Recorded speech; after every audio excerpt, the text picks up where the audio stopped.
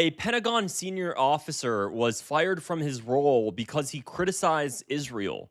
He called Israel a death cult. He states that Israel is ran by Judeo-Supremacists that are focused on ethnically cleansing Palestinians. And because he said all of this, he was dismissed from his role. Now, this happened in 2025, so last year, but I want to bring it back to light because I'm really starting to look into this now and hearing about it, so I know a lot of you guys might not have heard of it either, and it's really shocking the way they went about it. So let me go ahead and just show you the article here. Pentagon fires senior officer amid his statements regarding Netanyahu, who called Netanyahu and his allies Judeo-Supremacist cronies. And it says a senior U.S. military officer has been removed from his post after it was revealed that he had repeatedly criticized Israel and U.S. policy on his social media account. Colonel Nathan McCormick, who served as the Levant and Egypt branch chief at the Joint Chiefs of Staff J5 Planning Directorate, was dismissed from his role after following the emergence of his posts. The Jewish News Syndicate ended up reporting on. According to Middle East Eye, McCormick accused Washington of enabling Israel's bad behavior and added that Western states go to great lengths to avoid criticism of Israel, much out of Holocaust guilt. Israel's actions over decades have prompted accusations of ethnic cleansing and genocide, and his posts have since been archived. So he referred to Netanyahu and his allies as Judeo-Supremacist cronies and accused Israel of wanting to expel and cleanse Israeli territory, what they believe is Israeli territory. McCormick in one post said, "Israel is our worst ally.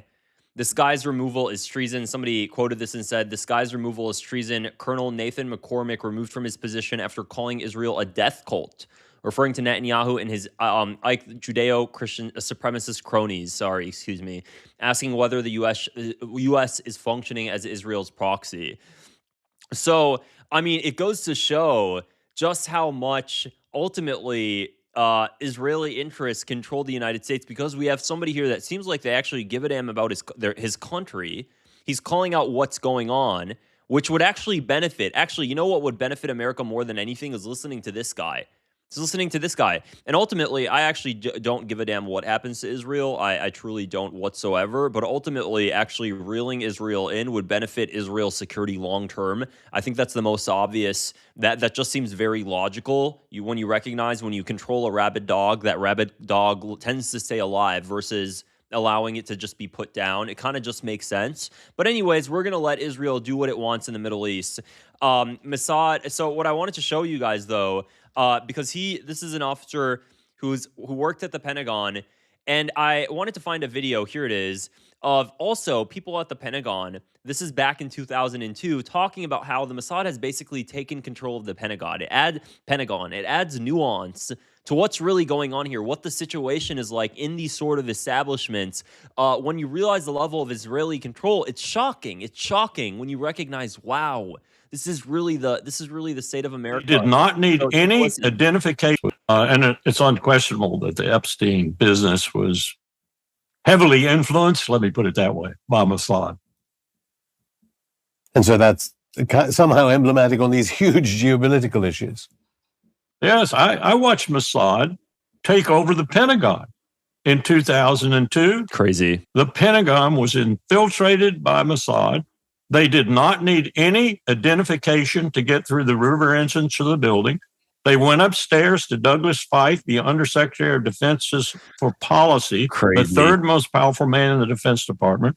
Occasionally, they went to the second most powerful man, Paul Wolfowitz, the Deputy Secretary of Defense, and they had run of the Pentagon. Donald Rumsfeld, the Secretary of Defense, said to my boss one time, "Hell, I don't run my building. Mossad does."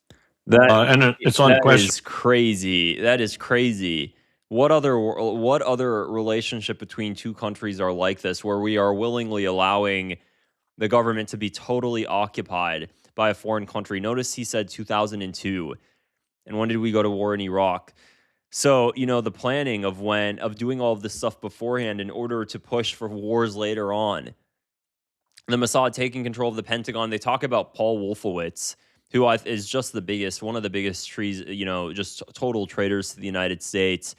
This is the issue here, is that you have people that are clearly putting the interests of Israel above America, neoconservatives that are pushing for wars like Paul Wolfowitz. that really pushed and engineered this war in Iraq. Really, the total engineering of it, the pushing of America, the U.S. foreign policy coup. Who else is the general that made a video that video that's also went viral of the 7 wars in 5 years video?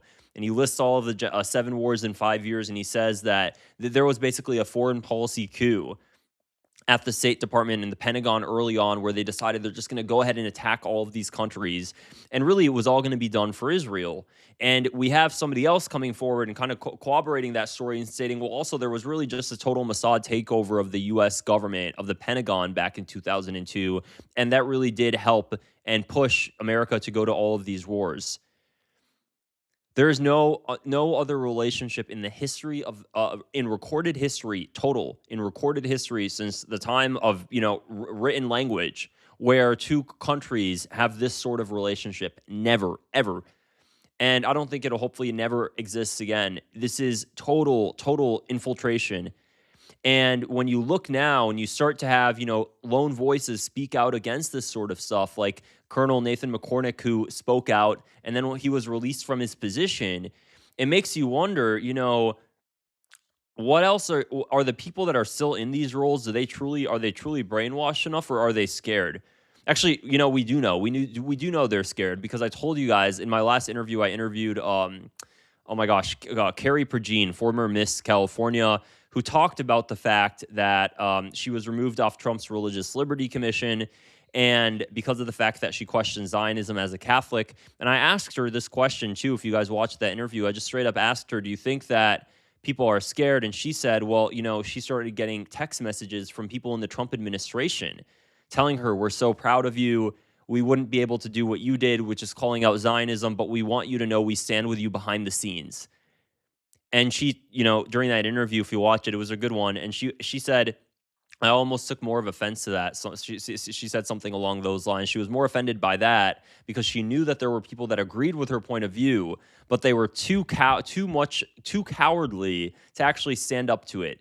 So we know it's not total brainwashing. Even in the current Trump administration, it's not total brainwashing. There are some of those individuals who know what they're doing is wrong, who know what they're doing is not good for America, but they don't have the courage to speak out.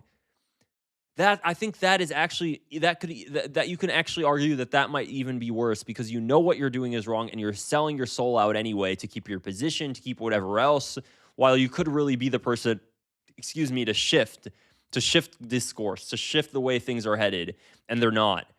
And I'm curious to know what percentage of the administration is like that, what percentage of our total government is well aware and willingly allowing all of this to happen anyways, because they're too fearful, they're too much cowards, they're too cowardly to actually call it out for what it is. So that's it for this video, guys. If you found it interesting, I'd appreciate it if you click the like button below, and also click the subscribe button as well and give it a thumbs up. It helps me reach more people like you. Also, I recently started my membership. I'm doing a members only video right after this one. So if you want to join as a member, you just click the join button below with a star icon and you can join. It's like $5 a month and it helps support my channel as well. Otherwise, I'll see you guys in the next video. Take care. Bye.